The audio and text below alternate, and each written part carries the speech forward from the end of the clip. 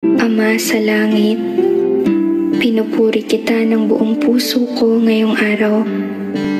Maraming salamat sa pagising mo sa akin.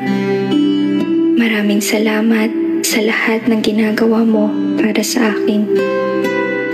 Panginoon, Ikaw ang pinagmumula ng aming lakas. Kapag kami ay mahina, pinapalakas mo kami.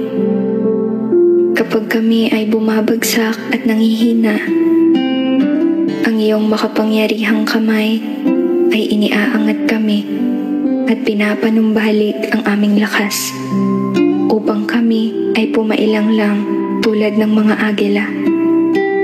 Salamat po, Diyos ko.